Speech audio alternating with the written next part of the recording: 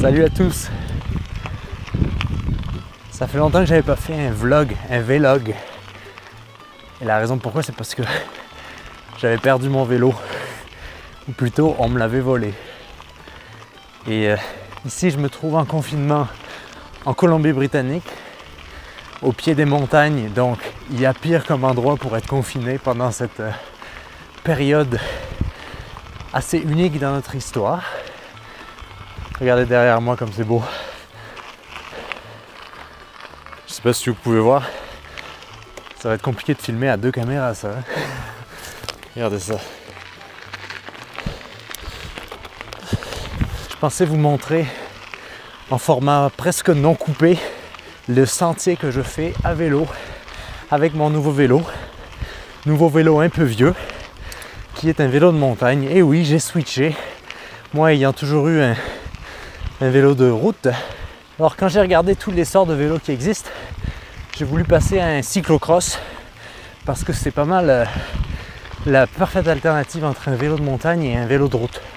Parce que moi j'aime beaucoup les montées et je dois dire qu'avec un vélo de montagne, les montées c'est assez rude.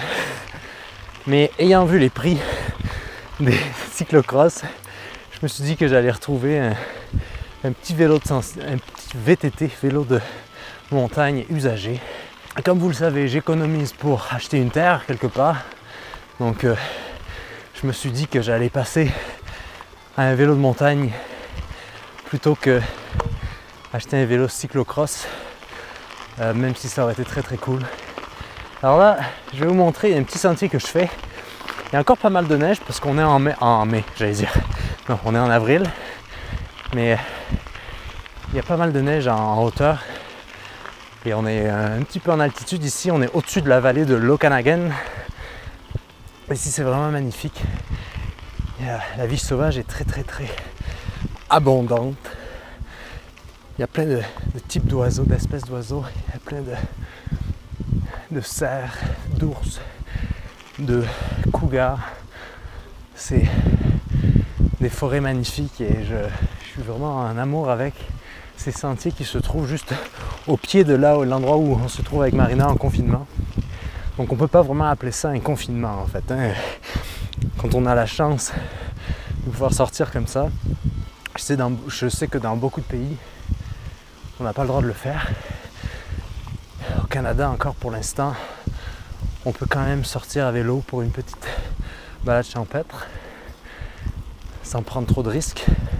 Parce qu'il me semble que c'est ça la raison pourquoi on ne veut pas que les gens sortent à vélo, c'est pour au cas où il y a un accident et qu'on bonde les hôpitaux.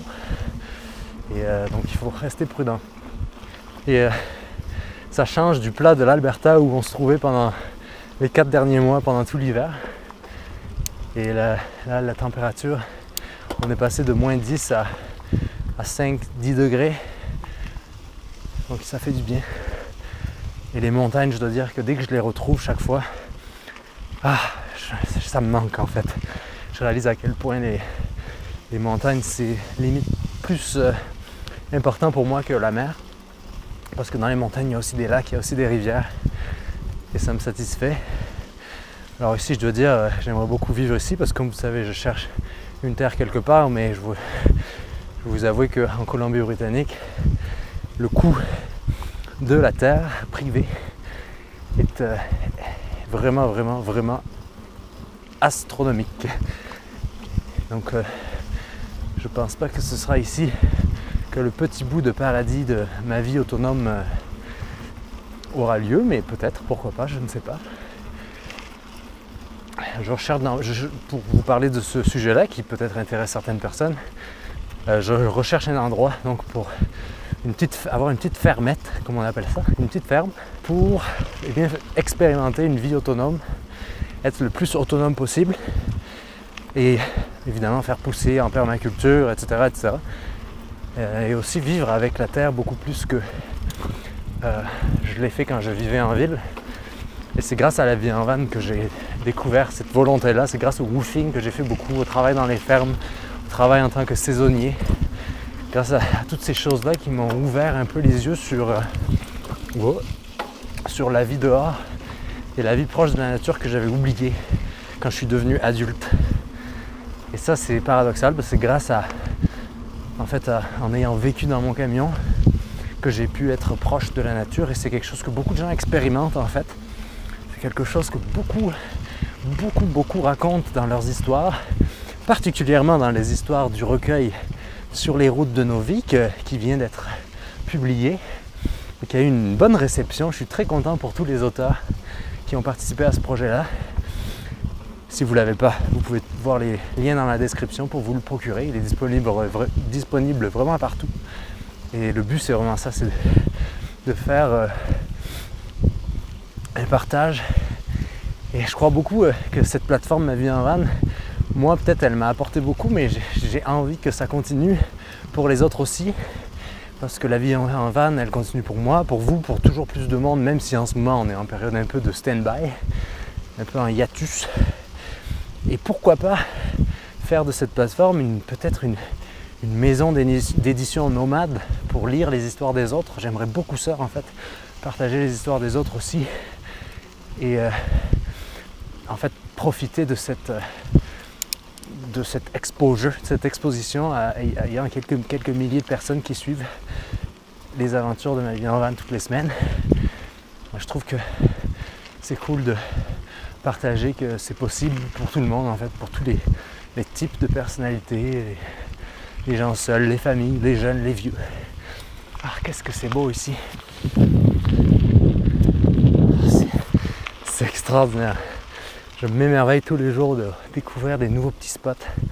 Et c'est ça qui me manque beaucoup en étant nomade ou en vivant en ville ou je ne sais quoi. C'est de ne pas arriver à me poser quelque part pour en découvrir toutes les richesses, tous les détails, toutes les subtilités, apprendre les plantes, les arbres, les animaux. Qu'est-ce qui vit là, qu'est-ce qui peut nous nourrir aussi, mais pas que d'un point de vue utilitaire, aussi juste qu'est-ce qui peut nous émerveiller comme ça. Oh. Et ce ciel bleu, c'est extraordinaire. Et j'espère que, je ne sais pas si vous allez m'entendre haleter pendant toute cette vidéo, mais je voulais aussi faire cette vidéo pour tous les gens qui ne peuvent pas sortir de chez eux et pouvoir un peu leur donner un peu de baume au cœur en partageant ça, que ça existe encore les endroits dehors.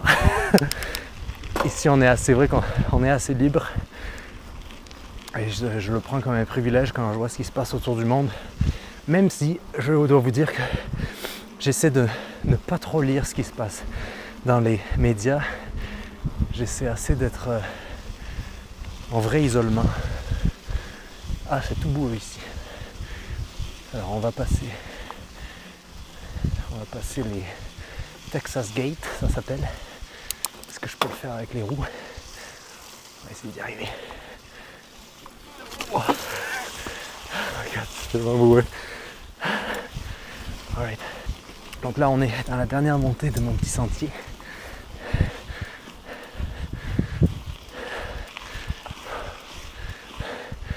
Alors on monte et c'est la dernière montée avant la descente. Oh mon Dieu. Allez, on se met en danseuse. Super plan pour les gens qui regardent de face.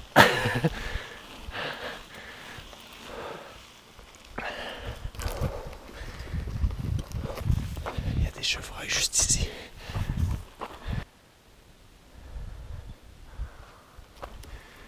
Ah, il y a un meilleur cardio que moi.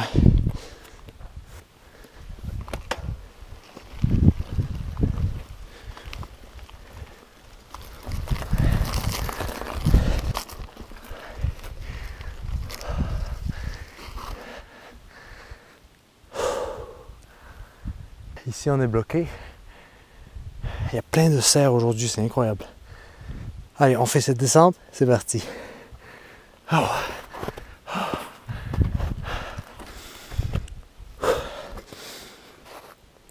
Alright, c'est parti.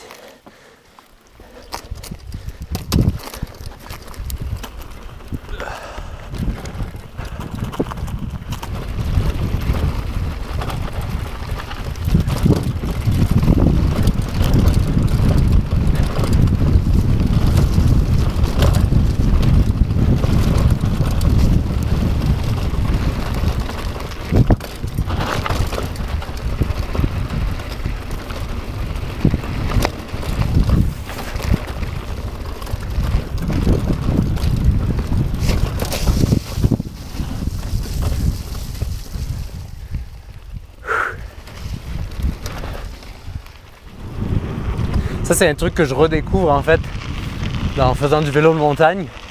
C'est à quel point c'est tellement ingrat comme sport parce que tu mets 30 minutes à me faire une montée et littéralement 5 minutes à la descendre. Mais ça fait partie de la beauté de cette activité. Alors, j'adore ce spot là. Quand je fais cette partie là, je trouve ça trop beau parce qu'il y a la vue des montagnes et c'est juste la vallée s'ouvre en fait. Je trouve ça magnifique. Il y a plein d'aigles ici et de faucons. Et ils tournent autour de nous. Ils vont ah ah.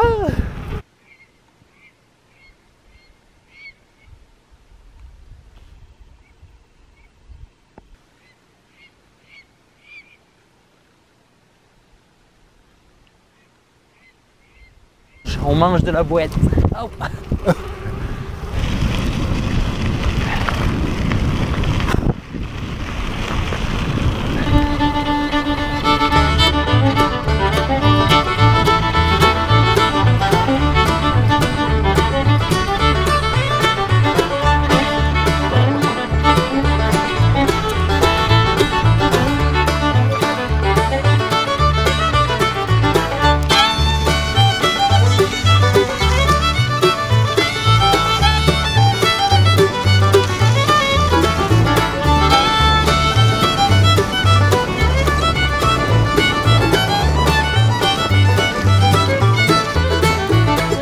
Voilà la fin de ce petit périple, très court.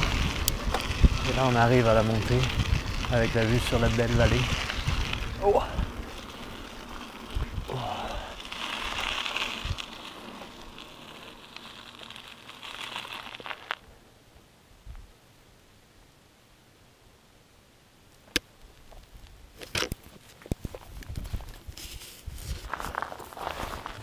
Et voilà. Donc j'espère que cette petite vidéo vous a plu. Et moi je vous dis, je vous donne rendez-vous dans la prochaine vidéo. Je vous donnerai une autre update et on va parler peut-être d'un autre sujet cette fois-ci. Allez, prenez soin de vous. À la prochaine. Ciao.